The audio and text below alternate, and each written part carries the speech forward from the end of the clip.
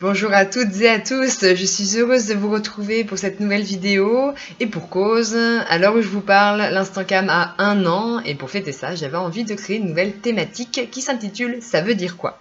Alors avant de commencer, n'oubliez pas bien sûr de vous abonner pour suivre la suite de mes aventures culturelles. Allez, c'est parti!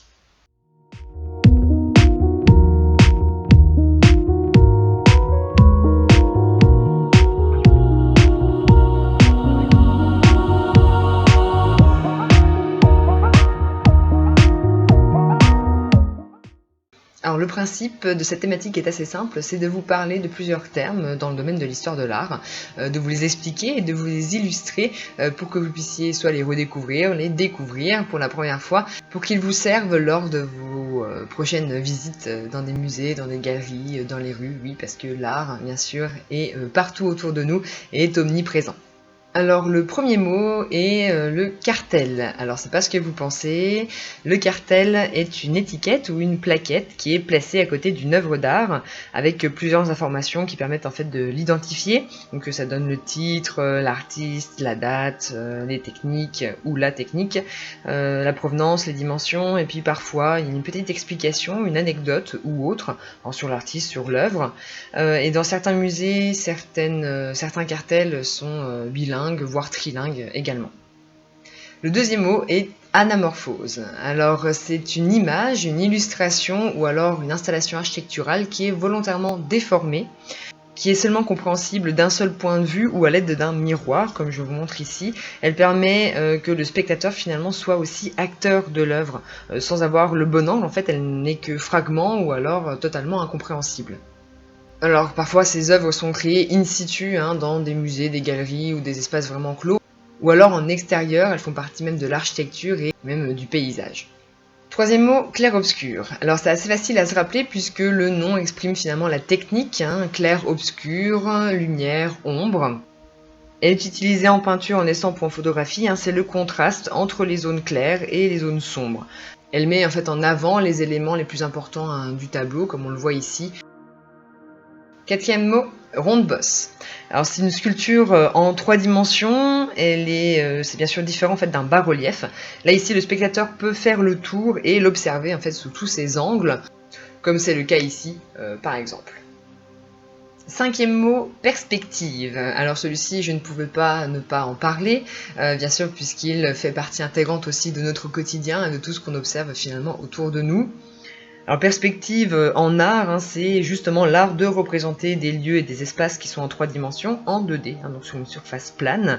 Bien sûr c'est indispensable en architecture pour concevoir des bâtiments. Nous en faisons l'expérience à tout moment, observer le monde avec de la profondeur. Cette technique en peinture est développée à la Renaissance italienne lorsque l'on s'est intéressé au monde environnant, cela passait par l'observation de la nature et de l'architecture. Je vous invite à visionner ma vidéo sur l'histoire du paysage où je vous explique la technique de la perspective, l'évolution et notamment la perspective atmosphérique. Sixième mot, repentir. Alors c'est une modification qui est apportée à l'œuvre par l'artiste au cours de sa réalisation. C'est soit visible à l'œil nu ou alors perceptible grâce à la radiographie à rayon X. Erreur ou non, en tout cas, ils apportent des précisions sur l'histoire de l'œuvre et sur le travail même de l'artiste.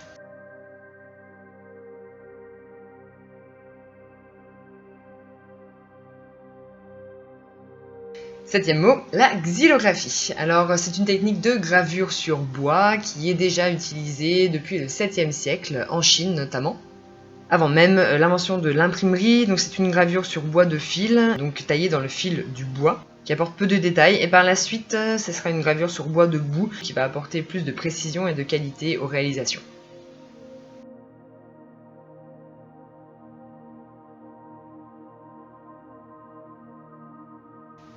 Huitième mot, la pâte de verre. J'avais envie justement que ce premier épisode soit un peu un pêle-mêle de plusieurs aussi techniques. Donc ici c'est la technique la plus ancienne de création en verre. C'est une technique qui a surtout été aussi redécouverte au 19e siècle, notamment par le mouvement artistique de l'Art Nouveau et aussi de l'école de Nancy.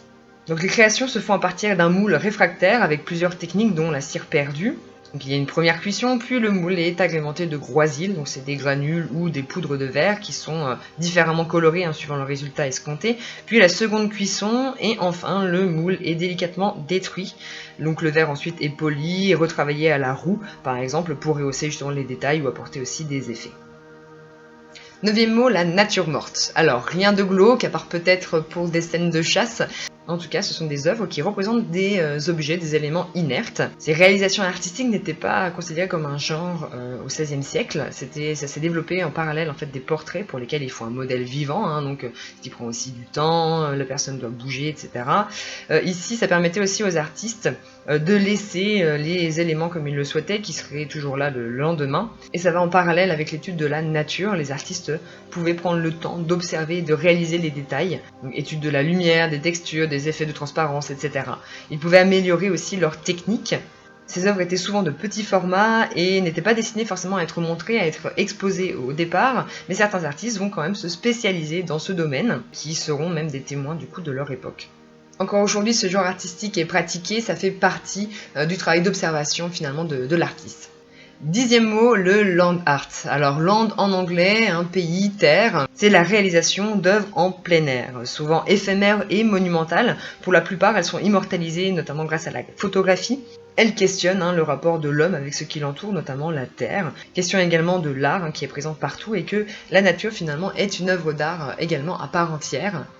Ce type de réalisation montre également aussi le spectateur comme étant acteur finalement de l'œuvre, encore une fois, comme on a pu le voir avec les anamorphoses presque, suivant son placement dans la nature ou sa déambulation, il va pouvoir appréhender et voir l'œuvre sous un certain angle.